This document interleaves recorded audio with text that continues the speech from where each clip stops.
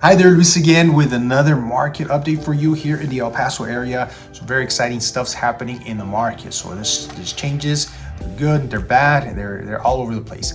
So again, let's get started. This is November already. The year is almost over. So there's been lots of changes happening in the real estate market. I just want to go into this before I go into the details. Just want to make sure you guys know I put these videos together just to keep you informed, whether you're looking to buy, you're looking to sell in today or in the future, or if you're a homeowner or ever want to be a homeowner, this information is useful for you. You want to be informed, you want to know what's out there. So these videos are for information so that you can make better decisions for you and your family. All right, so again, this is November, the year's almost over. We're gonna go into the details of the market for October, because we're in November, so the numbers lag, of course. So it's very interesting stuff happening. Like first thing is median sales price. So that was pretty, it was actually pretty flat, but it dropped just a little bit, like 2.9%. So nothing crazy, nothing saying like the market's crashing. You're gonna hear that a lot in the news. Price drops. That's really not the case in El Paso. Actually, our market is very different than what's going on in the nation. So that's why it's good to be informed, especially at the local level. So El Paso is a little different. Our price points are pretty flat. They've dropped, but not drastically, not too much. I said this last month, I believe. The homes that I seen that have price drops are homes that were overpriced to begin with. A house that sat there for a few weeks, for a month, and then they decide to drop the price. Or it sold for less. That's where we see the price drops, not in like nobody's buying houses. There's still houses being sold out there.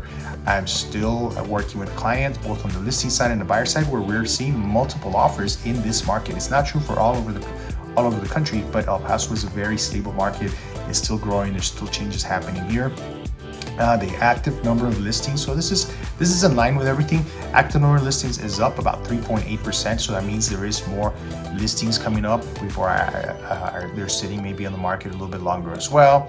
But it's also part of a normal market. Right? I think we're shifting into a normal market, not a market crash like people want to say. We're shifting into a normal market. So during a normal market, usually when August, September, the market slows down a lot, which you experienced, and then it starts picking up a little bit because kids are going to school during that time. So now it's people are back in their routine, they're going on, they want to make a move before the end of the year. So we start seeing like active number listings rise up a little bit. And this happens usually like early November, late October. And we are seeing these numbers from October, of course. So late October, that's rising. I think November is going to have a little bit of increase in listings as well. But it's not like other markets where listings are up by like double than last month. As a matter of fact, for October 2022, we had a drop in listings versus October 2021.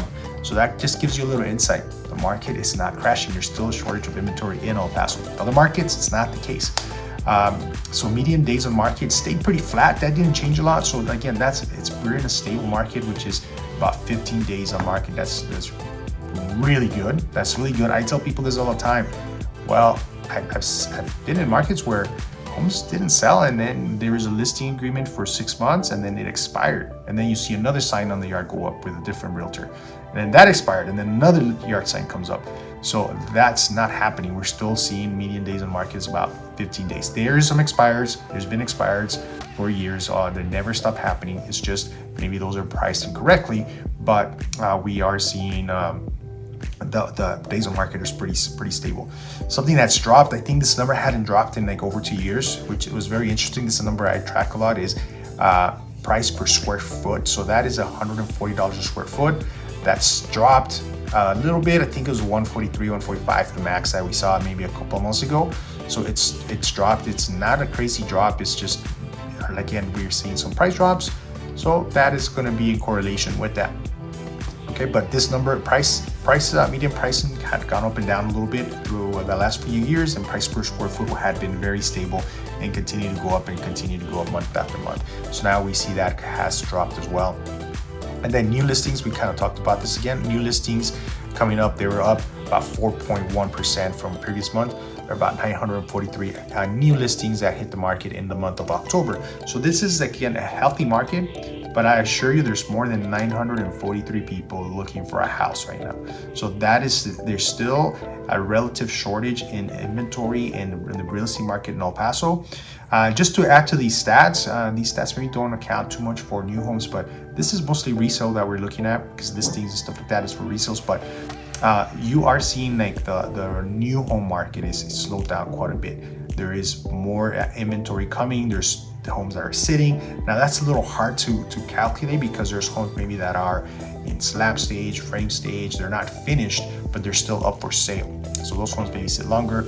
So what we're seeing on that end of the market is that builders are creating what we call incentives. They're offering people a better like money to buy down their interest rate on the mortgage. That's information in another video, but they're providing incentives for both for agents and for home buyers to go and buy that house. So if you're looking for a new house, or maybe you think the rates are too high, a new home might be an option for you, because you could get a better interest rate, which means you get a better payment for that brand new house. Just the pros and cons, of course. Maybe it's in an area you don't want to be necessarily, but it could still be a very good buy right now if you're looking for a brand new house. So there's my take on the market for November. I believe that the market in El Paso is very healthy, is very stable. It's not crashing. Even in other markets, the real estate is not crashing yet, or it's not foreseen to do so. There's still really a shortage of inventory. What we have seen is, I'll add another stat here.